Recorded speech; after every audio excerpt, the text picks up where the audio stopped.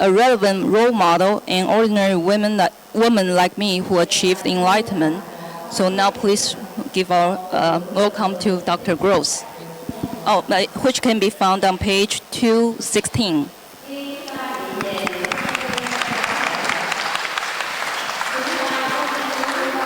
Thank you, and I would like to add my thanks to expressing gratitude for the happening of this conference. It takes a great deal of interdependent work to make something like this happen, and I'm very grateful. I'm very happy to be here.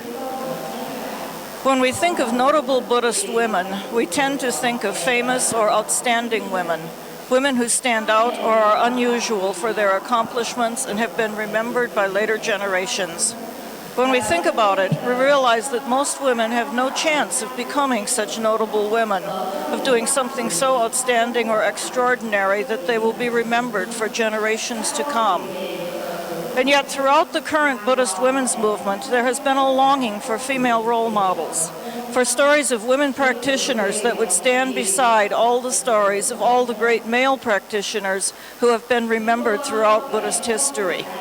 We want these stories because they would reassure us that this practice tradition is not just for men, that it is truly relevant for women who are not content to play subsidiary roles as adjuncts in the enterprise of Buddhist practice, for women who want to do more than be donors and supporters, for women who want to have some input into the unfolding of Buddhist practice and tradition. We also want these stories simply to reassure ourselves that Buddhism's promised fruition of enlightenment is possible for women. We need these stories because so many texts and so many threads of the tradition have told us that women have an unfortunate rebirth, that the best we can do in our lives as women is to accrue the karma to attain a future, more fortunate rebirth as a male. But what self-respecting woman who appreciates her precious birth as a human being, as we have been encouraged to do so, would give her life energy to such a system?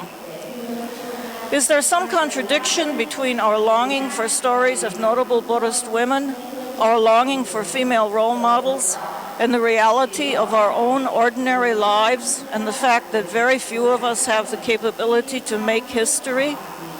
I have long joined the quest for female role models and have written about Yeshe Tsogyal and Machik Labdrön, great heroes of Tibetan Buddhism, as role models who could encourage us on our own paths.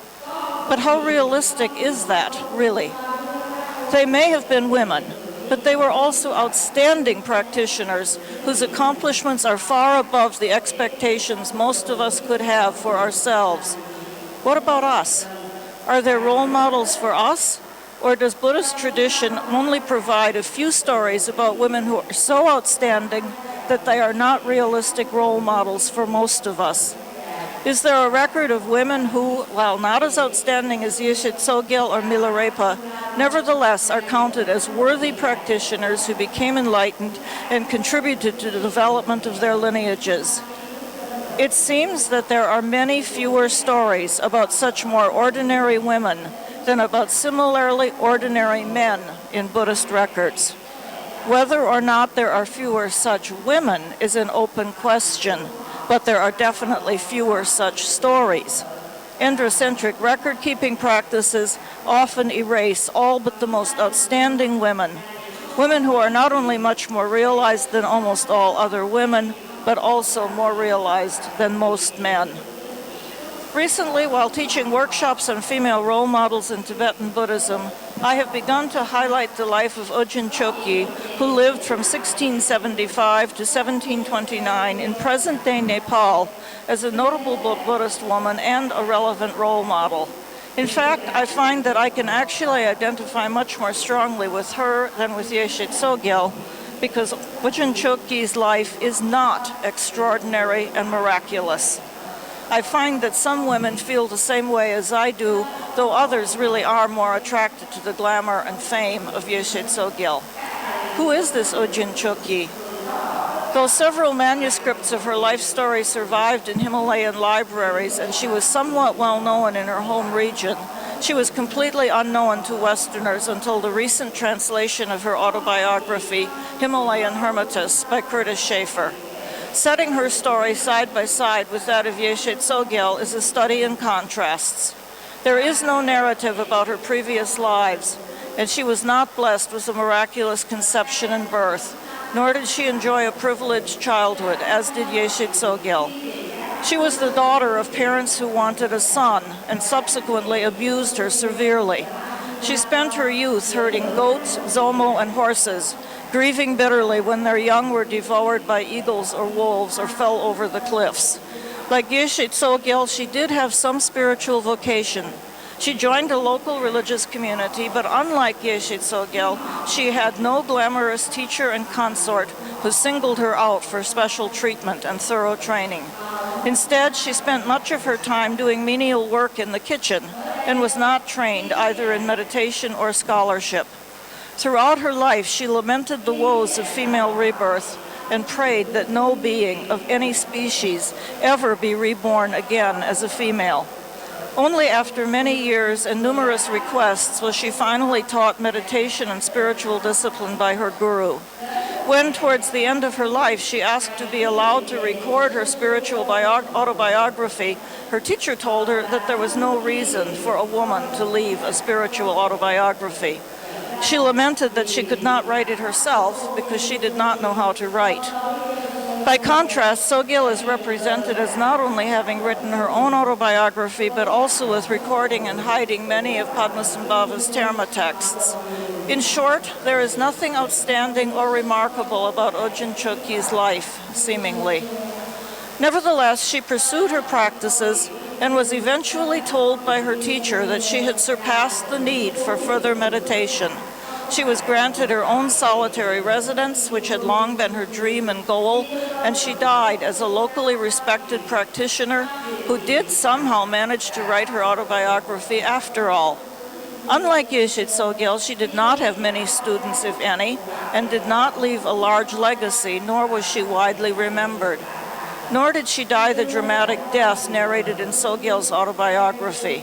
Instead, while performing a ceremony, a roof beam fell on her several days later. The only dramatic note about her death is that her cremation pyre was said to have caught fire spontaneously. Her autobiography is definitely relevant for the realism with which it discusses what it was like to be a woman, especially a woman with a religious vocation in traditional Tibetan Vajrayana Buddhist culture. She frequently laments not only her lot, but the situation faced by all females, whether human or non-human. Much of her frustration with being female is based on biology. She identifies strongly with the suffering of animal mothers who lose their young, and has some choice negative comments about the indifference of the males of the species to that suffering. But one suspects that her sensitivity to the suffering of female animals is a way of expressing her frustration with her own lot, with the abuse she suffered from her parents for not being a boy, and with the lack of opportunity for significant training for much of her life. It is clear that her prejudices and values regarding female birth are deeply embedded in her culture, that she is not reflecting an idiosyncratic personal viewpoint, but the general cultural attitude towards women. For those who are skeptical of Buddhist feminist claims that Buddhism does not have a stellar record concerning gender issues, such comments in the, quote, native voice, a voice that could not possibly have been influenced by Western feminists, are important. They provide a significant reality check. They also provide a counterbalance to those who claim that Vajrayana praise of the feminine principle translates easily or directly into positive circumstances for women. However, regarding her opinions about women and the female gender role, it is interesting to note that towards the end of her life, something seems to have changed. In one of her last prayers, she prays not that no one ever be reborn again as a female of any species, but that in her own lives to come, she would experience not only life in an empty, unpeopled valley, but also the companionship of women friends of the true religion. She also prays that she be spared association with those who are spiritually lazy. What does this change of attitude signify? We can only guess, for Ojin Chokyi offers no explanation and doesn't even seem to notice how different this prayer is from her earlier prayers about the female gender role. I would claim that Ojin Choki is actually a more realistic role model than Yeshe Tsogyal, precisely because she was not seen as someone who was predestined for high spiritual accomplishment, and she did not have an outstanding teacher who immediately recognized her potential and trained her individually. She suffered the same indignities of a difficult family situation and frustration over the liabilities of the female gender role that many of us suffer. She was ignored for much of her life and struggled for everything she ever achieved, including being able to record her own struggle. Nevertheless, she persevered and came to be regarded as someone who had attained Buddhism's goal of liberation from samsara. To me, she seems a lot more like me than does Yeshe Tsogyal. In this presentation, I have discussed the inspiring story of an ordinary role model and also what it might mean for contemporary Buddhist women to see themselves as both empowered, self-determining women and as relatively ordinary. What a relief to realize that we don't all have to be Yeshe Tsogyals in order to accomplish the Buddhist path, even though her life story might make a better epic movie than our own lives or the life of Ojin Choki. A deeper Dharma point lurks in these stories. The dramatic and the extraordinary may be entertaining and exciting. The true enlightenment lies in the sacred outlook of seeing through the deception of evaluating the ordinary as mundane and irrelevant. Things as they are, Dharmata, may not be all that dramatic, may not be so different from what we already are and have. Yet all teachings tell us that it is in appreciating things as they are that we find freedom and peace. We might also wonder not only why the Buddhist tradition has recorded so few female role models, most of whom most of us could not hope to expect to emulate, but also why it does not remember many accomplished but not extraordinary women, whereas many men who fit that description fill the pages of Buddhist lineage history. We must also ask whether we have been co-opted when we long for stories of extraordinarily accomplished women who may not actually be realistic role models. Perhaps when we are young, we all think that we could be Yeshe Tsogyal, but with age may come the realization that being Ojin Choki is just fine. Hopefully, this is the wisdom of age. Thank you.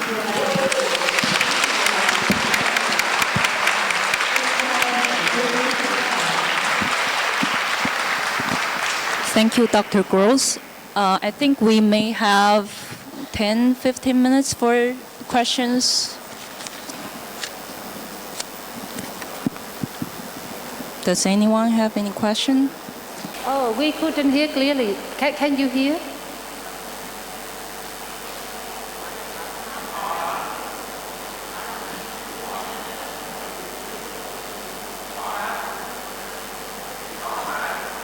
Nghe rất nhỏ. Is there a possibility that we could have sister temples for language education and Buddhist teaching, so that sister temples would be across countries and across languages to encourage Dharma transmission and women leaders? May I ask?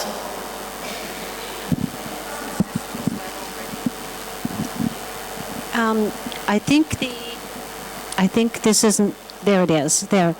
I think the situation is that, for example, in the temple or the Dharma Center I mentioned in Hamilton, for example, the nun there does give English lessons to the Vietnamese monks. So there's a lot of that happening.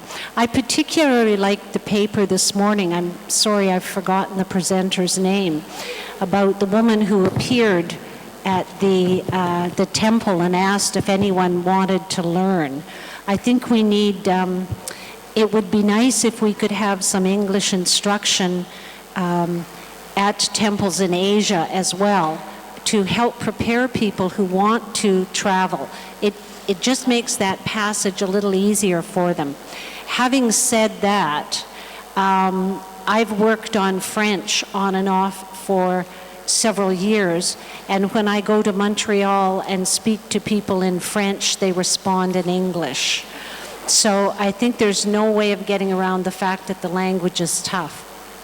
I think one of the things we want to look at, though, is, and we do have this in Canada, we also have what's called heritage languages. And children, as well as learning English as a second language, have the opportunity to also maintain their heritage language. And I think we need, in Canada anyway, to work a little harder on that, so that they can keep their heritage language as a way of helping the Buddhism transmit. Thank you.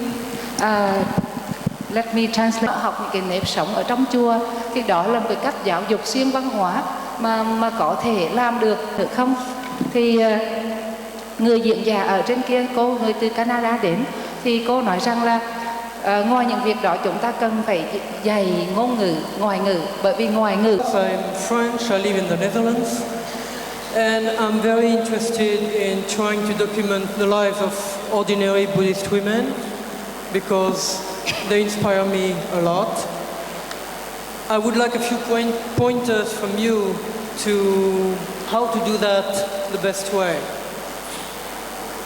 Yes, Rita Gross, thank you. It's a very basic feminist question that we tend not to think women are as interesting or as important as men are.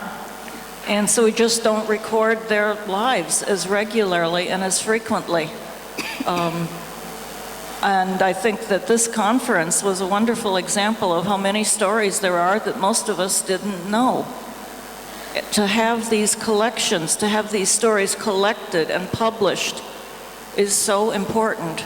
There was a paper the other day, someone gave very practical suggestions on how to do this. I don't remember who gave that paper, but perhaps that person could identify herself and you two could get together. She had very good suggestions on how to record ordinary lives.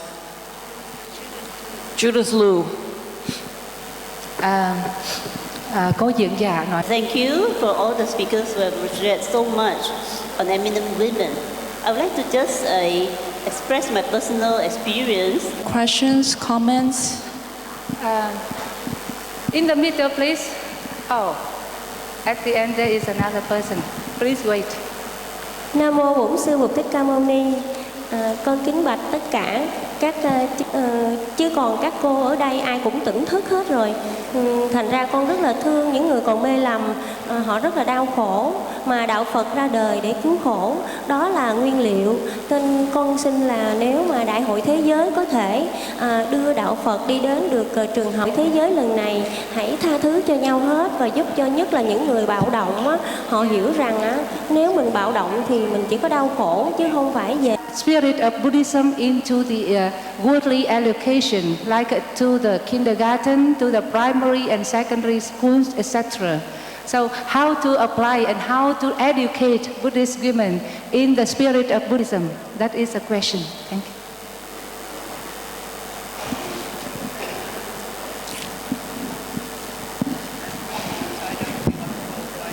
Would anyone want to respond to that?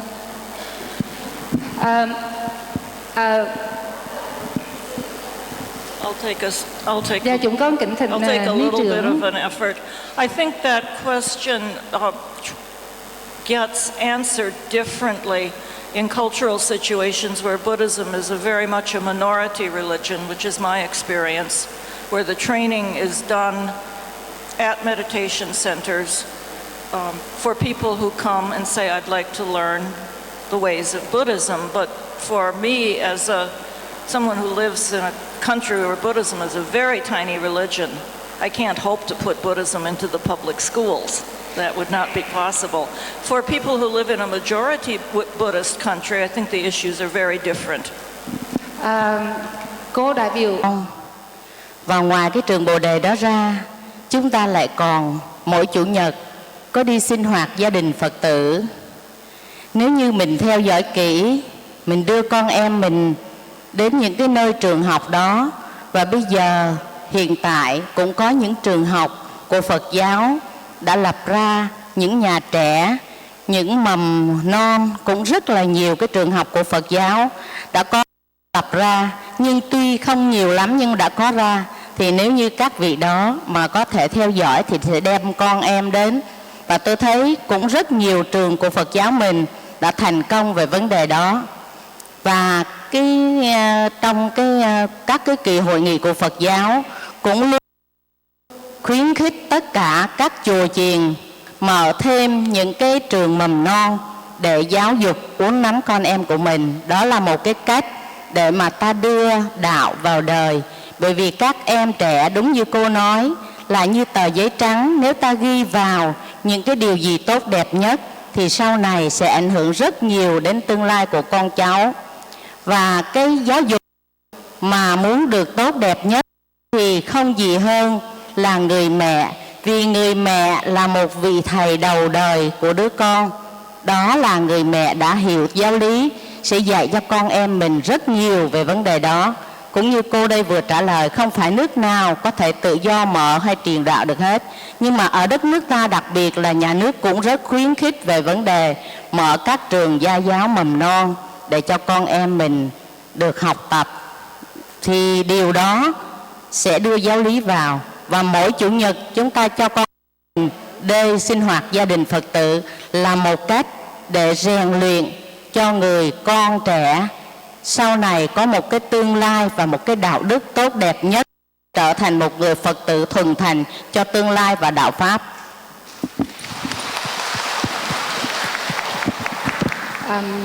Venerable Nhật Khương has explained to the participants who raised the question that the nuns have been doing these things in the society for a long time. For example, in the nunneries, we have kindergarten. We have Buddhist family, an organization for the Buddhist youth and students. We also have the Sunday Dharma classes for the lay Buddhists. And nowadays, the government also encourage the nunneries and the temple to open the kindergarten so that we can help in the developing the education of the country. And one more very important factor, that is the education from the family, especially from the mother. If the mother is a Buddhist, she can also educate her children in the spirit of Buddhism. So not only the Buddhist nuns, but also the lay devotees have to contribute in the education of lay people and the children in the spirit of Buddhism. So that is the answer by the Venerable from Vietnam.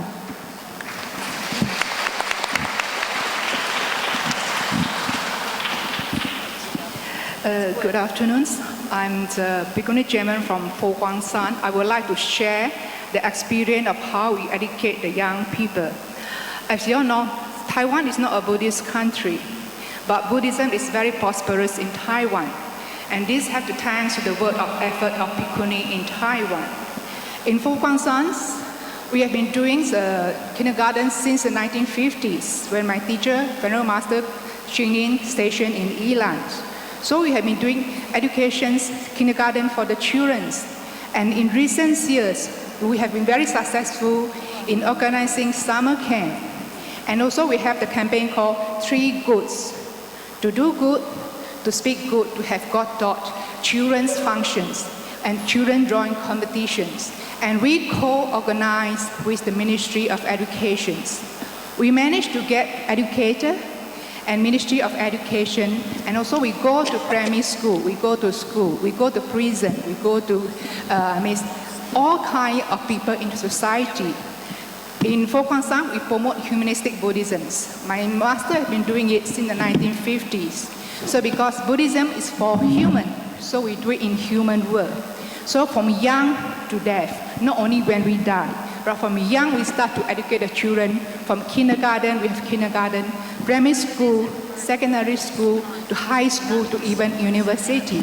And of course, Buddhist college for monastery, to foster Venerable. monastery is very important. Venerable. So we start from Venerable. young education. German 法师 we're running out of time. Could you Okay, thank you. So I just like to share that we need both Sangha and lay. That's why we have the Buddha lights, it's the lay people. Fo Guang San is the monastic. So lay and monastic are equally important to propagate and to teach the society. Thank you. Thank you for sharing with us. And let me translate. Ni sư Trệ Mẫn từ Phật Quang Sơn Đài Loan đến, và ni sư chia sẻ một vài kinh nghiệm những hoạt động của Phật Quang Sơn. Là ở Phật Quang Sơn thì từ năm 1950, ngài Tinh Vân đã lập ra hội Phật Quang Sơn với tinh thần là Phật giáo nhân gian, Phật giáo đi vào trong nhân gian ở trong cuộc đời. Và tăng ni của Phật Quang Sơn đã xây những trường mẫu giáo, đã đi vào dạy Phật pháp ở các trường tiểu học, trung học và đại học, rồi mở những trường đại học Phật giáo dạy cho cả tăng ni và Phật tử. Rồi họ còn đi dạy Phật pháp ở trong nhà tù, ở những vùng quê, và bằng cách đó họ đã đưa Phật pháp vào trong cuộc đời một cách rất là thiết thực, rất là gần gũi. Dạ, đó là một cái lời chia sẻ của một sư cô đến từ Đài Loan. I would like to thank our wonderful panelists at City, Vietnam, hereby resolve Chúng tôi, những thành viên tham dự hội nghị Sakatita nữ giới Phật giáo thế giới lần thứ 11 được tổ chức ở thành phố Hồ Chí Minh, Việt Nam, xin đưa ra một bản quyết tâm chung như sau. to strengthen the Sakatita Alliance of Buddhist women and help unite Buddhist women around the world to work for peace, harmony, and social justice. Củng cố mối quan hệ giữa phụ nữ Phật giáo ở các nước thành viên của hội Sakatita và giúp để đoàn kết phụ nữ Phật giáo trên khắp thế giới để cùng làm việc chung cho hòa bình, hòa hợp và công bằng xã hội. To promote education, both religious and secular, among Buddhist women. Nâng cao giáo dục cả nội điển lẫn ngoại điển cho tất cả phụ nữ Phật giáo. To work for the abolishment of trafficking in girls and women throughout the world. Cùng nhau hoạt động để giúp cho việc tránh việc làm dùng và buôn bán phụ nữ và trẻ em trên khắp thế giới. To promote gender equity within Buddhism. Nâng cao bình đẳng giới tính trong Phật giáo. To lend Buddhist women's efforts to fulfill the Millennial Development Goals adopted by the United Nations in 2000. Và nâng cao những nỗ lực của phụ nữ Phật giáo để hoàn thiện những mục tiêu đã đặt ra cho Thiên Niên Kỷ mà Liên Hiệp Quốc đã đề ra năm 2000. And the 8 goals are: first, to eradicate extreme poverty and hunger. Thứ nhất là tìm cách để xóa giảm việc nghèo đói. Second, to achieve universal primary education. Cố gắng đạt được phổ cập văn hóa cấp 1. Third, to promote gender equity and empower women. Nâng cao bình đẳng giới tính và nâng cao năng lực của người phụ nữ. Fourth, to reduce child mortality. Giảm tỷ lệ tử vong của trẻ em. Fifth, to improve maternal health. Nâng cao sức khỏe của bà mẹ. Sixth, to combat HIV/AIDS, malaria, and other diseases. Giúp để làm giảm đi những bệnh nhân của bệnh HIV/AIDS, bệnh sởi và các bệnh khác. Seventh, to ensure environmental sustainability. Và nâng cao thái độ và sự đóng góp vào việc bảo vệ môi trường. Eighth, to develop a global partnership for development. Và phát triển một mối quan hệ khắp thế giới để có sự phát triển. Respectfully submitted, Bhikkhuni Karmalekshya Thomo, Chair International Committee, and Bhikshuni Thich Nu Huyen Hui, Chair Organizing Committee. Đồng ký tên Ni sư Kamalekshya Thomo, Chủ tịch Hội đồng Tổ chức Quốc tế, và Ni trưởng Thích Nữ Huyền Huệ, Chủ tịch Ủy ban tổ chức của Việt Nam. And there's one final resolution that just came to me, one more item to add.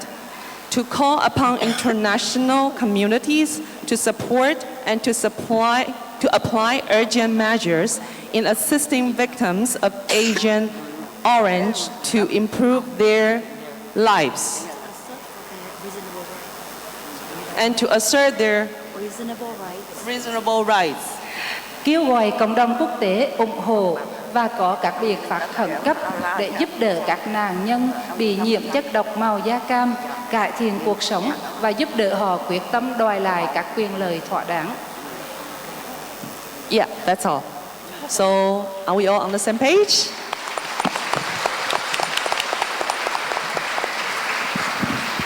Thank you very much. I think we should now proceed to our workshop.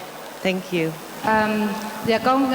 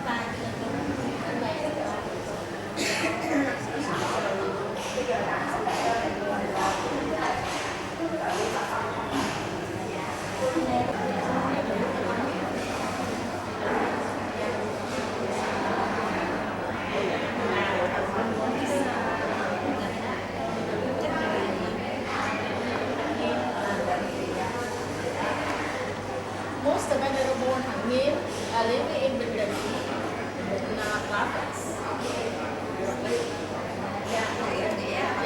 Yeah, venerable Ni Nghĩa living in Bạc Liêu province.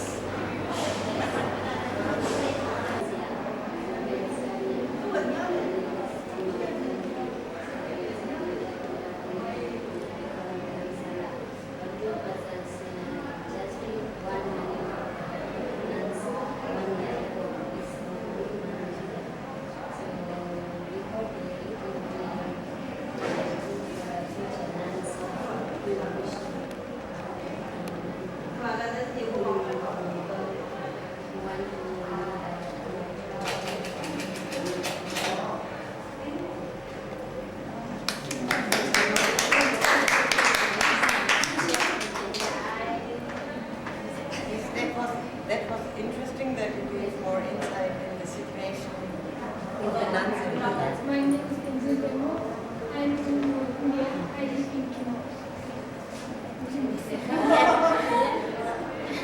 Do you have any suggestion? What do you want to know from her? What do you want to know from her? She must explain, what means regarding her. And about the conference also. Yes. Yes, can you say something about your nunnery? Yes, practice. Or would you like to say something about the pattern? The difference between Saigon and the North.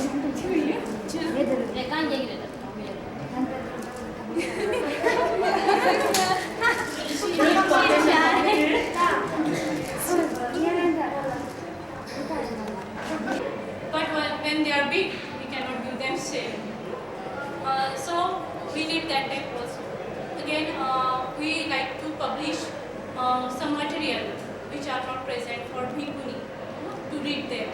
Now 11 years complete for Bhikkhuni ordination in 1998, but in India Bhikkhuni have no Patimokkha book. Then how they learn their Patimokkha? So we publish 1 month before with the kind of master Haishim in Taiwan. They visit in Nagpur, they give us good guidance and they publish that book. Then later again we have to, in this year July, we have to publish Bhikkhuni Patimokkha Arthakatha book to give information to Bhikkhuni why Buddha made this rule, where made, and what is the necessary condition to make that rule. And we have to follow that rule strictly. If they cannot follow rules, then they cut their nun life. Maybe 8 parajika are very important for everyone. So there is nothing any best in India. But little again, we 2 years before we take so many books from Taiwan. They help us corporation body, and we distribute that books.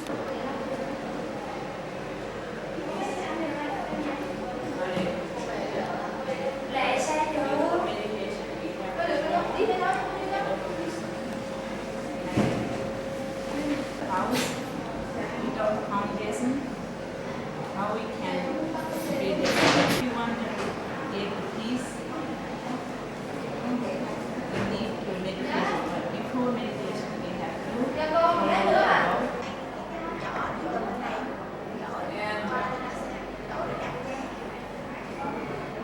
up with both shoulders.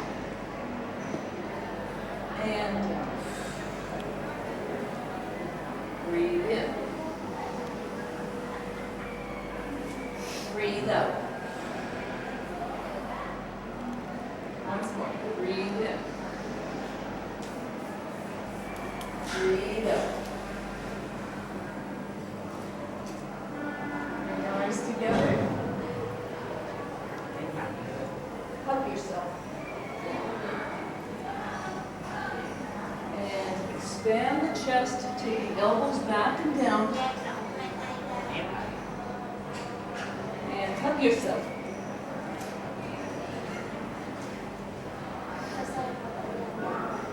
And That's the intersection of a great deal of this where you're just content with what you want. Yeah, I want mango. I don't want apple. Right. Well, another word for leverage is profit, which is that's Right. how they can buy and sell and continue to go out. So leverage is really profit. You know, you pay off your debt and you have a little left, so you can go and you're paying interest, I guess. Yeah. So. Isn't it interesting that this microfinancing that we're talking about is given to the women? Yes. It's given to the mothers, not to the fathers. Yes. Why? Women are the main, bread earning in families. They are the primary breadwinner, and they Say the whole thing. I feel really tired under this. Yes. Whereas this one says, I need a rest from you. See the difference?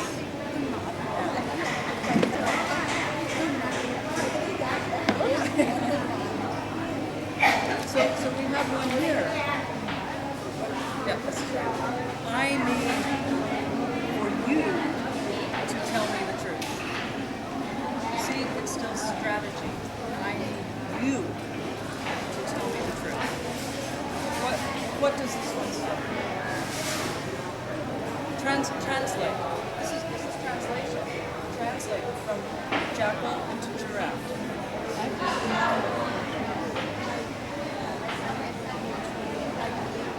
I need the truth. I want the truth. I love absolutely key. Because as soon as you put a strategy into it, as soon as you put the you into it, the other person begins to defend themselves.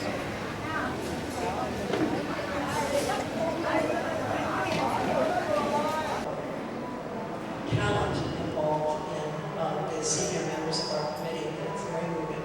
She's also an associate professor at the Department of Theology and Religious Studies at the Department of San Diego, and she's written many books on Buddhism, including Into the Jaws of Yama, Buddhism, Bioethics, and Death. Next, I'd like to request our second speaker, Venerable Jeff. So, when I first arrived in India, in northern India in the mid-60s, I stayed initially at the one and only nunnery that there was then, which was in Dalhousie, and that had about 15 nuns, most of them rather old, of the Kamkaji tradition. And it had been started by the woman that I spoke about yesterday, Tape3DharmaTalk. She was the first person to think, what about the nuns? But because all the Tibetans were in those days, the refugees were very poor and very struggling. Now these nuns performed certain pujas, but because the idea of them actually studying wasn't even approached. But there was one young nun there who was extremely bright, and finally she was given permission to go and study at the Saranath University, Tibetan school there, after some years in the late 60s. And she went there and she studied, and she was the only nun in her class.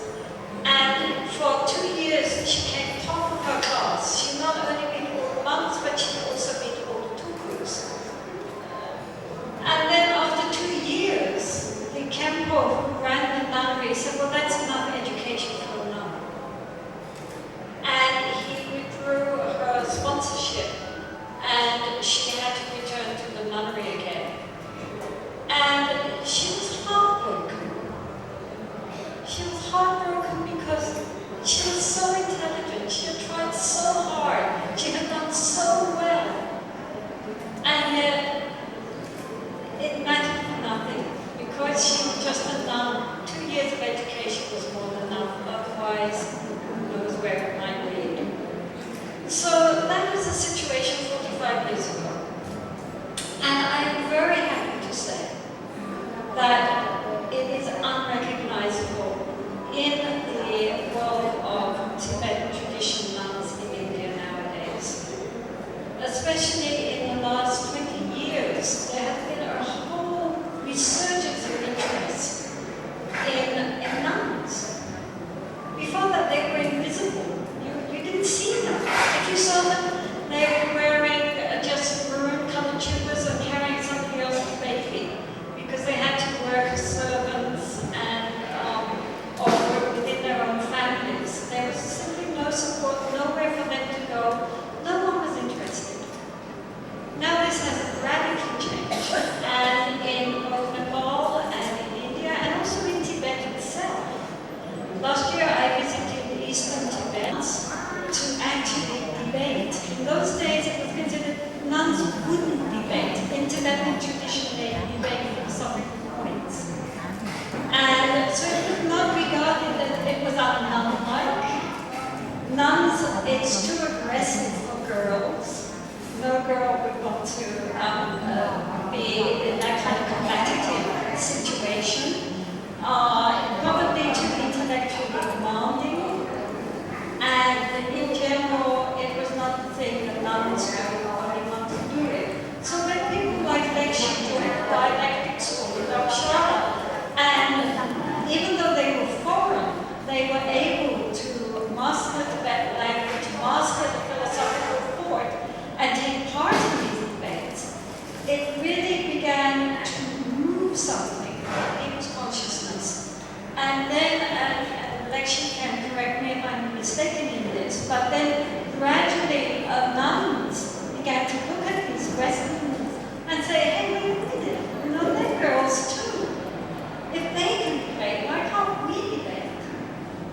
And then, like, she said, sure you can, girls, go for it. And she got senior students at the dialectic school to start training them. And showing them how to debate. And from there, gradually, it took off. Until, of course, the very historical time when 18 nuns debated in front of His Holiness the Dalai Lama himself and many geshes.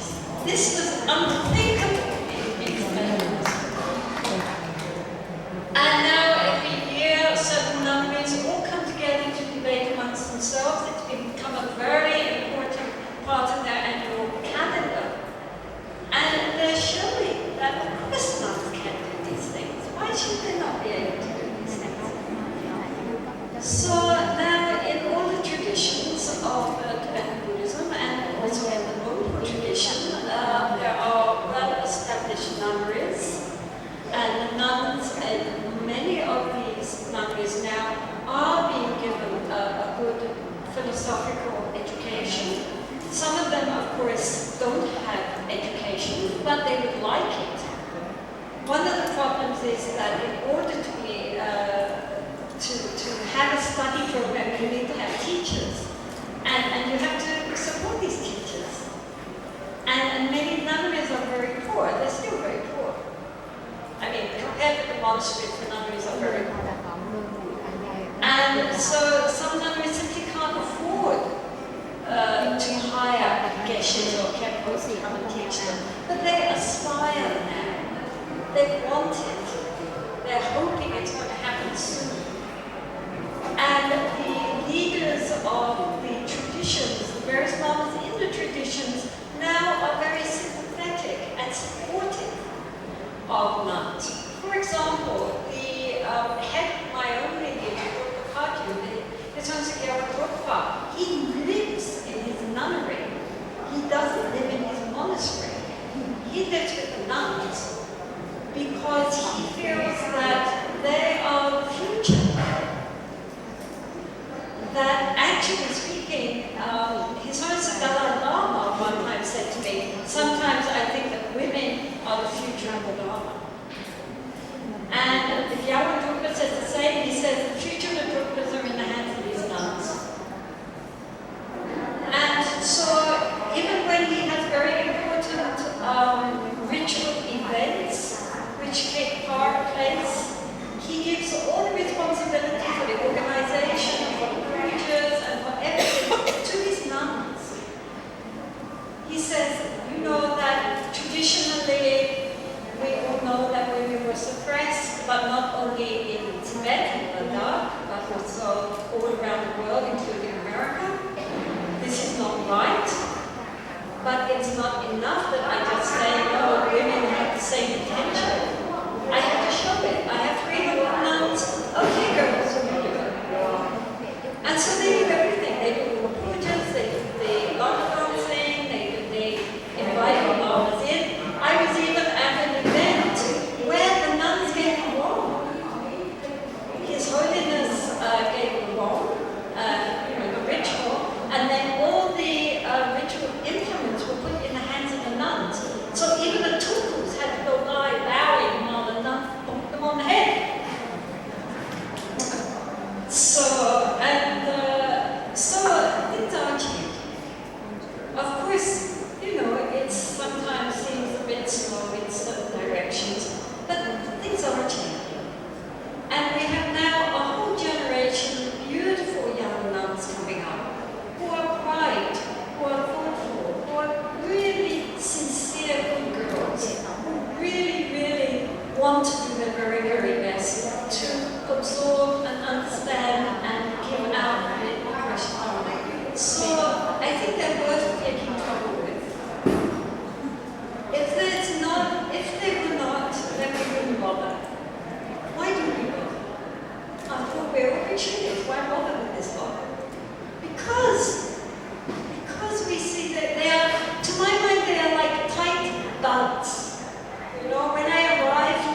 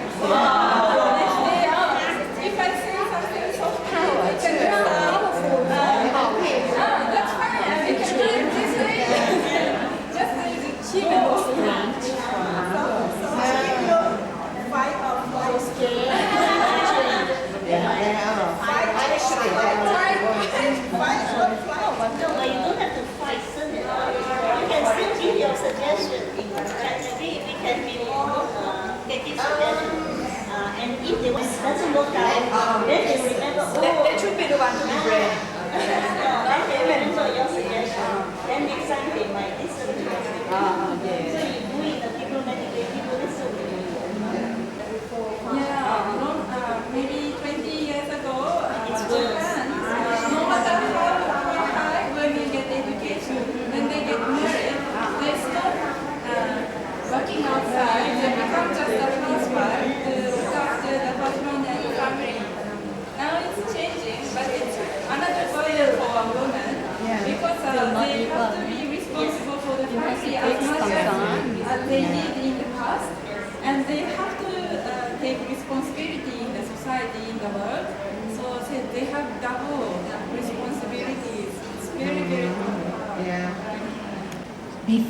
Before that, I try to say, maybe you know about ego. Ego. Có thể là quý vị đã biết về cái ngã của mình. So you must delete, you must erase. After that you go out. Bởi vậy trong tiếng Anh 26 number. Nếu như mà mình đếm từ A tới Z thì mình sẽ thấy có 26 cái chữ số. There is one, B, 2, C3.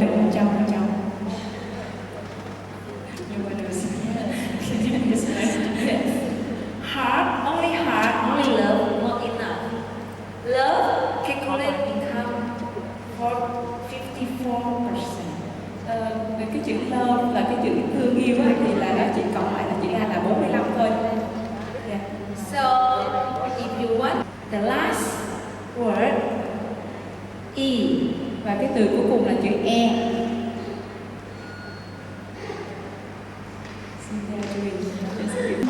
Thank you very much.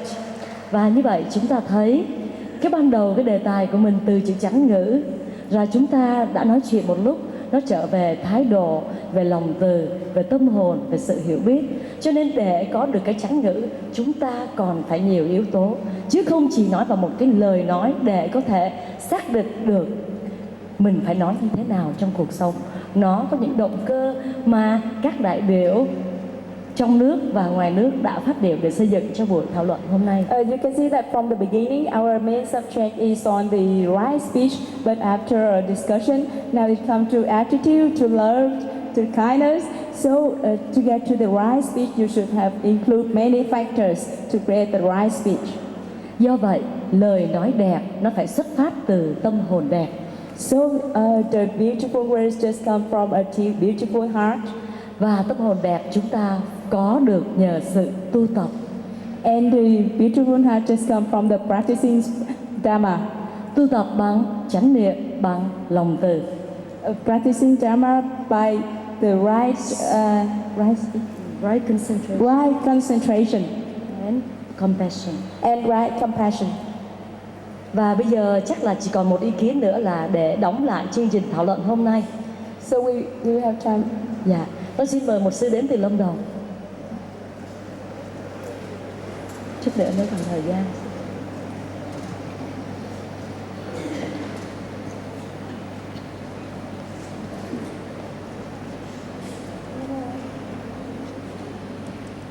Nam mô A Di Đà Phật. Kính bạch chư tôn đức ni, kính thưa quý vị đại biểu.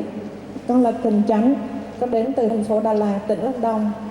Thì ở đây với kinh nghiệm của bản thân con xin đóng góp một ý kiến về hồi nãy có một vị hỏi là nên hay không nên nói cho người bị HIV và những người bị ung thư biết họ mang bệnh đó không?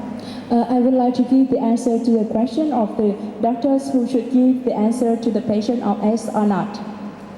Con là một người đã mang bệnh ung thư ở giai đoạn 1 và con đã được bác sĩ nói thẳng với con là con bị ung thư. I myself is suffering from a cancer disease. So I'm very happy that I have tried all my heart to devote to this conference and the people dying. Thì dụ như anh đi làm, anh do làm nghề lái xe, khi đi làm thì anh Before the long journey of his life, he has to prepare everything. Cũng vì là anh ra đi, một chuyến đi rất xa. Because this is the longest journey.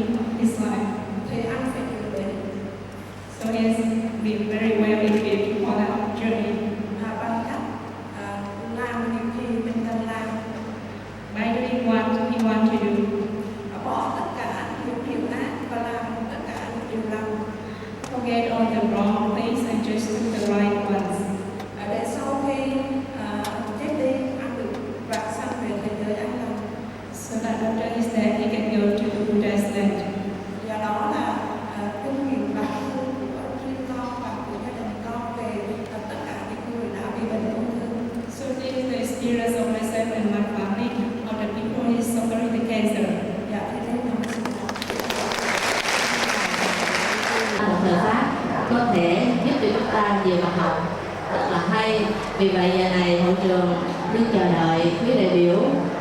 Xin cung thỉnh cái công đức và quý đại biểu quan lâm hội trường. Vì lát đến đây khi mà đi sư quan lâm hội trường thì chắc chắn thế nào chỗ ngồi nó đông lên và đại biểu đông lên thì quý vị đi sau không có chỗ ngồi hồi đó hối hận thì không còn kịp nữa.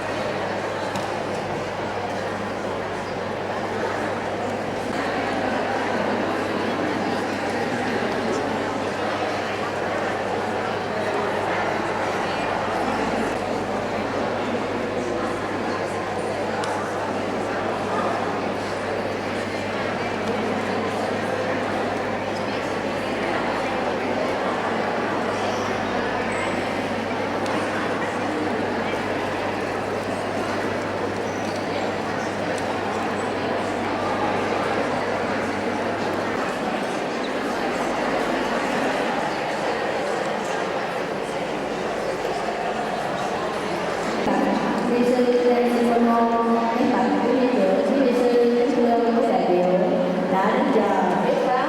Giờ này hội trường đã ra thuyết pháp thanh tịnh.